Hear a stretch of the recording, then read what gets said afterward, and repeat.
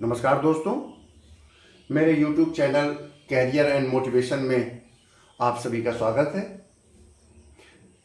भारतीय राजनीति, भारतीय राजनीतिक व्यवस्था, राजनीति शास्त्र, संविधान के अंतर्गत आज हम लोग संसद, लोकसभा, राज्यसभा, राष्ट्रपति और मंत्रिपरिषद इसके बारे में डिस्कशन करेंगे। पिछले वीडियो में मैंने पार्लियामेंट के बारे में और उसके दो महत्वपूर्ण अंग लोकसभा, राज्यसभा के बारे में डिस्कशन कर लिया था। आज उसके ये सेकंड पार्ट में हम मंत्रिपरिषद के बारे में डिस्कशन करेंगे। और स्क्रीन में आपके सामने जो एक चार्ट बना हुआ है, ये चार्ट ये आपको बताने की कोशिश कर रहा है कि संसद से सीधे जुड़े होते हैं राष्ट्रपति और मंत्रिपरिषद और लोकसभा, राज्यसभा। संसद का पार्ट है लोकसभा, राज्यसभा और राष्ट्रपति। और जब संसद के तीन पार्ट लोकसभा, राज्यसभा, राष्ट्रपति हैं और ये तीनों पार्ट मंत्रिपरिषद से सीधे जुड़े रहते हैं। कैसे जुड़े रहते हैं इसको हम डिस्कशन कर रहे हैं। मैंने एक सेपरेट वीडियो में बताया था कि संसद लोकसभा, राज्यसभा और राष्ट्रपति से मिलकर बनती है और संसद का मूल कार्य कानून बनाना है और इम्प्लीमेंट उस कानून को करती है सरकार, यानी कि मंत्रिपरिषद। तो स्पष्ट हो गया कि मंत्रिपरिषद का सीधे संबंध संसद से है, क्योंकि अगर सरकार अपने कार्यपालिका के क्रियान्वयन में कानून नहीं बना पाएगी तो वो फिर कार्यपालिका का संचालन नहीं कर पाएगी। भारतीय संविधान के अंतर्गत कानून बनाने का काम सरकार का होता है और इस कानून को संसद के माध्यम से बनवाया जाता है। संसद जनता के द्वारा प्रत्यक्ष रूप से निर्वाचित एक संस्था है जिसमें लोकसभा, राज्यसभा शामिल है और राष्ट्रपति अप्रत्यक्ष रूप से संपूर्ण भारत से के जो भी निर्वाचित संस्थाएं हैं, संपूर्ण भारत में निर्वाचित संस्थाएं, जनता के द्वारा सीधे निर्वाचित संस्थाएं जितनी भी हैं, प्रत्यक्ष अप्रत्यक्ष रूप से लोकसभा, राज्यसभा, विधानसभा, ये सभी लोग, इन सभी के सदस्य राष्ट्रपति के निर्वाचन में भाग लेते हैं। इसलिए संसदीय प्रणाली में राष्ट्रपति की भूमिका भी महत्वपूर्ण है। अब आते हैं मंत्रिपरिषद। प्रत्येक 5 वर्ष में लोकसभा का सदस्यों का निर्वाचन होता है। पिछले वीडियो में बताया था इसकी टोटल संख्या 550 है।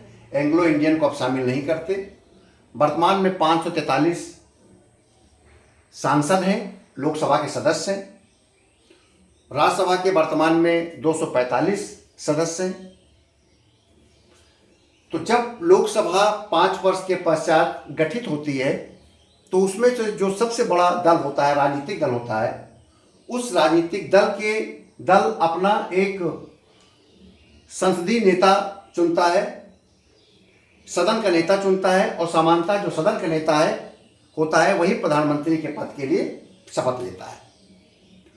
तो मंत्रिपरिषद बनने से पहले प्रधानमंत्री की शपथ दिलाई जाती है। ये शपथ राष्ट्रपति के द्वारा दिलाई जाती है। जो सबसे बड़े दल का नेता होता है उसको राष्ट्रपति महोदय प्रधानमंत्री के पद की शपथ के लिए आमंत्रित करते हैं। राष्ट्रपति महोदय का यहाँ स्वविवेक काम नहीं आता है, क्योंकि अगर बहुमत किसी राजनीतिक दल को है तो उसी के नेता को प्रधानमंत्री पद के लिए शपथ दिलाई जाएगी।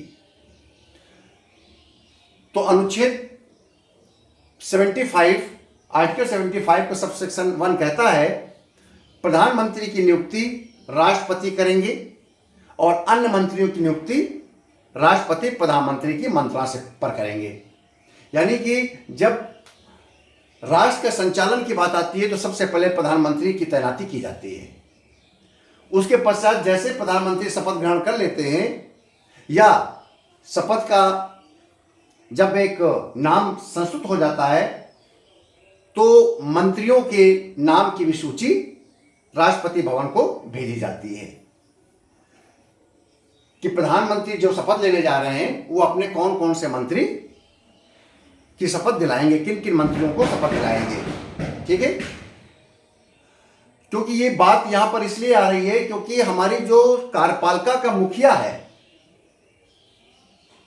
संवैधानिक मुखिया, कार्यपालिका का संवैधानिक मुखिया, संघीय कार्यपालिका का संवैधानिक मुखिया राष्ट्रपति होता है। और राष्ट्रपति के सहायता और सलाह के लिए एक मंत्रि परिषद होती है और मंत्रि परिषद का मुखिया प्रधानमंत्री होता है। तो राष्ट्रपति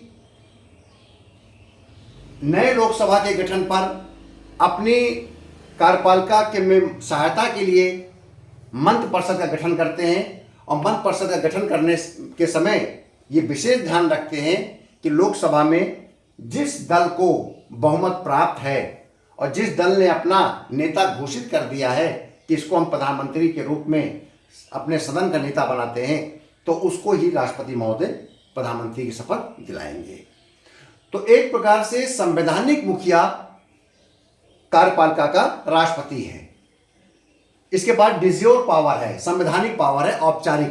पेपर में आता है कि कार्यपालिका का संघ का औपचारिक प्रधान कौन है, तो औपचारिक प्रधान राष्ट्रपति होता है। और वास्तविक प्रधान कौन है, डिफेक्टो चीफ कौन है, तो डिफेक्टो पावर रखता है प्रधानमंत्री। ठीक है, वास्तविक प्रधान प्रधानमंत्री है और औपचारिक संवैधानिक प्रधान राष्ट्रपति है। तो मंत्रिपरिषद परामर्श और सलाह के लिए कार्य करती है राष्ट्रपति के। देश का समस्त कार्य कार्यपालिका अपने समस्त कार्य राष्ट्रपति महोदय के नाम से करते हैं। ठीक है, फिर भी राष्ट्रपति शासन का केवल औपचारिक प्रधान होता है। राष्ट्रपति कार्यपालिका का एक औपचारिक प्रधान है, फॉर्मल चीफ है। वास्तविक शक्ति मंत्रिपरिषद में होती है। क्यों होती है?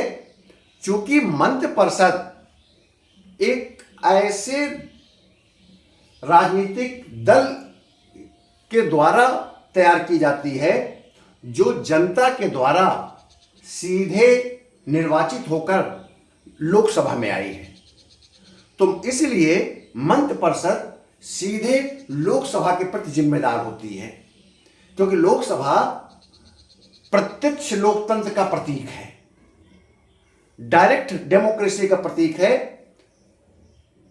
मैंने पिछले वीडियो में अलग से वीडियो में बताया था कि देश को 543 कॉन्स्टिट्यूंसी में क्षेत्रों में बांटा गया है और उन क्षेत्रों से जनता सीधे निर्वाचन करके सदस्यों को लोकसभा में भेजती है। तो लोकसभा के प्रति कार्यपालिका की जिम्मेदारी होती है। एक बात हमेशा ध्यान रखिएगा, मंत्रीगण, प्रत्येक मंत्री सीधे राष्ट्रपति के प्रति जिम्मेदार होता है, व्यक्तिगत रूप से राष्ट्रपति के प्रति जिम्मेदार होता है। राष्ट्रपति के प्रसाद पर्यंत मंत्री पद पर रहते हैं। जब प्रसाद पर्यंत शब्द का इस्तेमाल किया जाता है तो इसका मतलब यह है कि इनके कार्यकाल की कोई अवध नहीं है। मंत्रिपरिषद के कार्यकाल की अवधि तो 5 वर्ष है, लेकिन किसी एक मंत्री के कार्यकाल की कोई अवधि नहीं है। वह राष्ट्रपति के प्रसाद पर्यंत पद को धारण करेंगे। अनुच्छेद 75 की सबसेक्शन 2 में लिखा हुआ है। प्रत्येक मंत्री राष्ट्रपति के प्रसाद पर्यंत धारण करेंगे और राष्ट्रपति का प्रसाद पर्यंत वास्तव में प्रधानमंत्री का प्रसाद पर्यंत है। चूंकि राष्ट्रपति संवैधानिक मुखिया है और प्रधानमंत्री वास्तविक मुखिया है, राष्ट्रपति संवैधानिक मुखिया है, प्रधानमंत्री वास्तविक मुखिया है, इसलिए प्रधानमंत्री राष्ट्रपति को कभी भी ये परामर्श दे सकते हैं कि किसी मंत्री को आप बर्खास्त कर दें मंत्रिमंडल से, मंत्रिपरिषद से। ठीक है, प्रधानमंत्री सीधे किसी मंत्री को बर्खास्त नहीं कर सकते, क्योंकि मंत्री की नियुक्ति राष्ट्रपति करते हैं। राष्ट्रपति ही उन्हें मंत्री की शपथ दिलाते हैं, लेकिन वास्तविक शक्ति प्रधानमंत्री में है। राष्ट्रपति में एक प्रकार की संवैधानिक शक्ति है। अब आता है कि प्रत्येक मंत्री तो राष्ट्रपति के प्रति जिम्मेदार है, तो ये पूरा पूरा मंत्रिपरिषद जिसका मुखिया प्रधानमंत्री है, ये किसके प्रति जिम्मेदार है? तो संपूर्ण मंत्रिपरिषद काउंसिल ऑफ मिनिस्टर लोकसभा के प्रति जिम्मेदार है। प्रत्येक मंत्री राष्ट्रपति के प्रति उत्तरदायी है, लेकिन मंत्रिपरिषद सामूहिक रूप से लोकसभा के प्रति उत्तरदायी है, क्योंकि लोकसभा के प्रति इसलिए उत्तरदायी है क्योंकि प्रत्यक्ष लोकतंत्र या लोकसभा में सीधे जनता के द्वारा निर्वाचित सदस्य आते हैं, इसलिए लोकसभा के प्रति ही मंत्रिपरिषद को उत्तरदायी बनाया गया है। अब आप चार्ट में देखिएगा कि संसद के तीनों पार्ट का मैंने उल्लेख किया है, लोकसभा, राज्यसभा, राष्ट्रपति। तो राज्यसभा का मैंने क्यों उल्लेख किया है? राज्यसभा का इसलिए उल्लेख किया है कि यदि मंत्रिपरिषद लोकसभा के प्रति जिम्मेदार है, राष्ट्रपति के प्रति व्यक्तिगत मंत्री जिम्मेदार है, राष्ट्रपति कार्यपालिका का संवैधानिक प्रधान है, मंत्रिपरिषद का मुखिया प्रधानमंत्री देश का वास्तविक प्रधान है, तो राज्यसभा की क्या भूमिका है? मंत्रिपरिषद में जो भी मंत्री बनेगा वो चाहे तो लोकसभा का सदस्य हो सकता है या राज्यसभा का सदस्य हो सकता है। इन दोनों सभाओं में से, इन दोनों असेंबली में से किसी न किसी का मेंबर होना चाहिए मंत्री बनने के लिए। यह भारतीय संविधान में लिखा गया है। अनुच्छेद 75 का सबसेक्शन 5, आपका आर्टिकल 74, 75 बहुत इंपॉर्टेंट है। इनको आप एक एक आर्टिकल को देख लीजिएगा, 75 को, 74 को, ठीक है। तो इसमें लिखा हुआ है कि मंत्री वही बनेगा जो लोकसभा या राज्यसभा का सदस्य हो। मान लीजिए कि वो ना तो लोकसभा का सदस्य है ना राज्यसभा का सदस्य है, तो क्या वो मंत्री नहीं बन सकता? वो मंत्री बन सकता है, लेकिन उसको 6 माह के अंदर लोकसभा या राज्यसभा में से किसी भी सदन का सदस्य निर्वाचित होना होगा। अगर वो सदस्य नहीं बनता है लोकसभा राज्यसभा में से, तो वो फिर मंत्री 6 माह के बाद नहीं रहेगा। तो यहां पर राज्यसभा की भूमिका भी मंत्रिपरिषद को बनाने में महत्वपूर्ण भूमिका होती है। और राज्यसभा की भूमिका मंत्रिपरिषद में इसलिए भी है क्योंकि मंत्रिपरिषद अर्थात सरकार, कार्यपालिका कानून बनाती है, और उस कानून बनाने में लोकसभा, राज्यसभा, राष्ट्रपति तीनों का योगदान होता है। इसलिए राज्यसभा की जिम्मेदारी यहां पर है। अब यह आता है कि मंत्री जो बनाए जाते हैं, जो मंत्रिपरिषद होती है, उसकी स्ट्रेंथ कितनी होनी चाहिए? क्या किसी भी सीमा तक मंत्री बनाए जा सकते हैं? तो भारत में संविधान में इस बात का उल्लेख कहीं नहीं था कि संख्या कितनी होनी चाहिए। इसके लिए संविधान के 91वें संविधान संशोधन द्वारा, 91 संशोधन द्वारा, जो कि 2003 में किया गया था, उसमें अनुच्छेद 75 में जोड़ा गया कि प्रधानमंत्री सहित मंत्रियों की कुल संख्या लोकसभा के कुल सदस्य संख्या के 15% से ऊपर नहीं होना चाहिए। अगर लोकसभा की संख्या 543 है तो इसका 15% से ऊपर सदस्य संख्या नहीं होनी चाहिए। और जैसे ही इसके 15% से ज्यादा सदस्य संख्या होगी तो उतने सदस्य मंत्रिपरिषद के सदस्य नहीं रहेंगे। तो आप अगर इसको देखेंगे तो लगभग 81 मंत्री की संख्या आ रही है। तो यानी कि 543 के अगर 15% निकालेंगे तो 81 आएगा। कभी भी मंत्रिपरिषद में 81 सदस्य से ज़्यादा मंत्री नहीं होने चाहिए, 81 मंत्री से ज़्यादा मंत्रिपरिषद में नहीं होने चाहिए।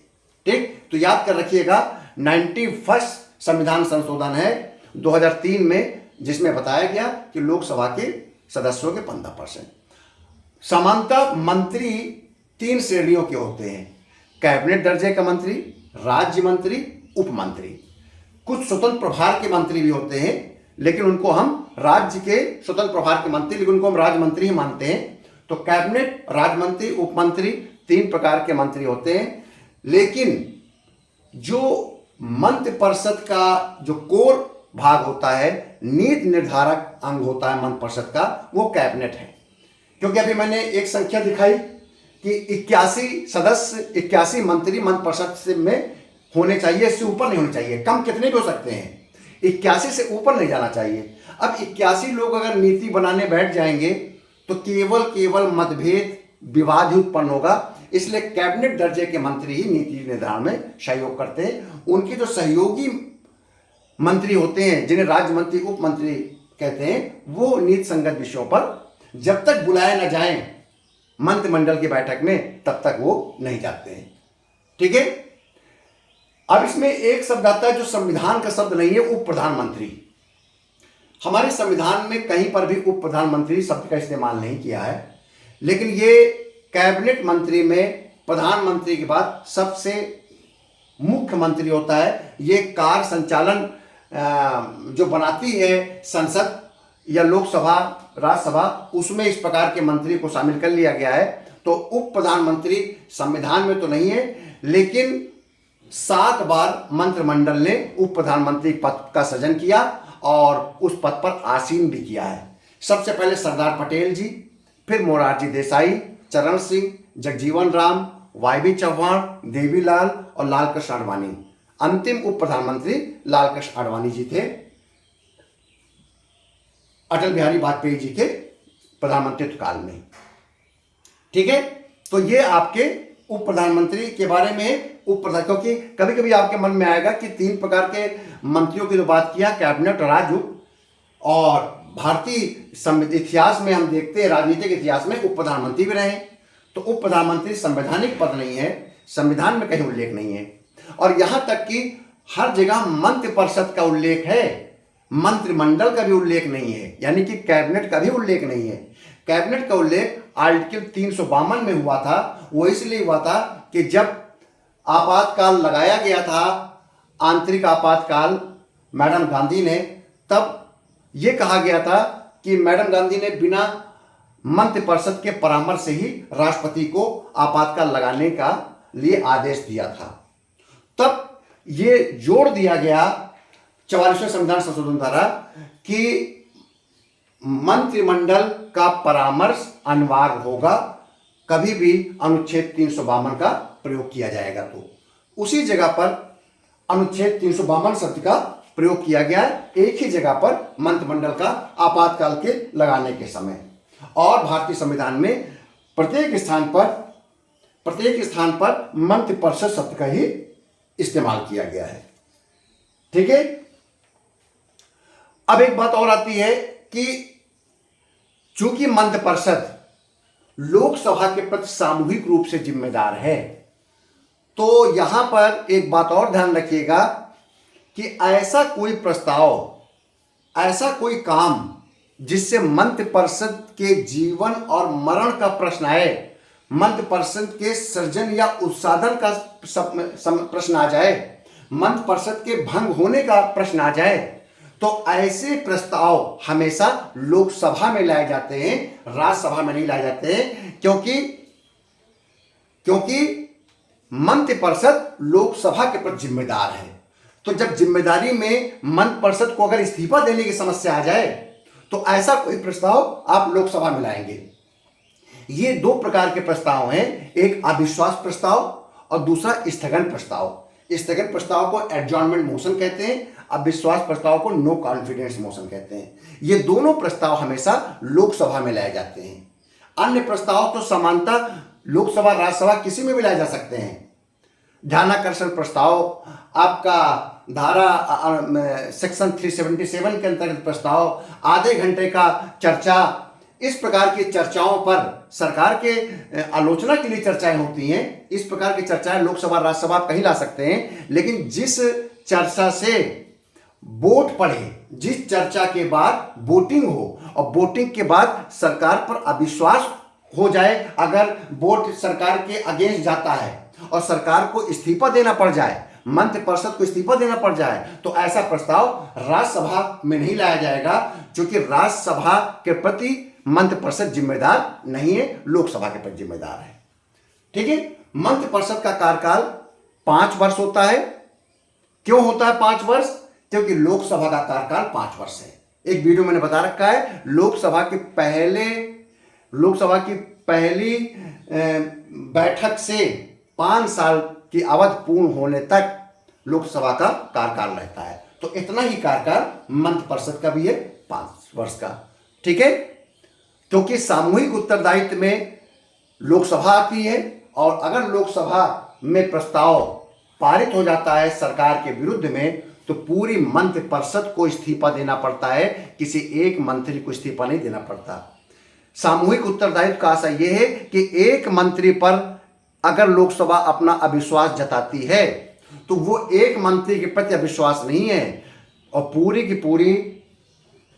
की पूरी मंत्रिपरिषद के विरुद्ध अविश्वास है। यानी कि मंत्रिपरिषद एक साथ डूबती है और एक साथ तैरती है। तो संसद के इस एपिसोड में मैंने आपको मंत्रिपरिषद और राष्ट्रपति के साथ संबंधों की बात बताई। ये कहा कि राष्ट्रपति सरकार का औपचारिक प्रधान है, लेकिन प्रधानमंत्री वास्तविक प्रधान है सरकार का। सारे काम राष्ट्र के राष्ट्रपति के नाम से होते हैं, लेकिन वास्तविक कार्य करने वाला मंत्रिपरिषद और उसका मुखिया प्रधानमंत्री होता है और राष्ट्रपति सरकार का मुखिया है और प्रधानमंत्री मंत्रिपरिषद का मुखिया है। ठीक है, तो बहुत बहुत धन्यवाद। अगले वीडियो में फिर मिलेंगे।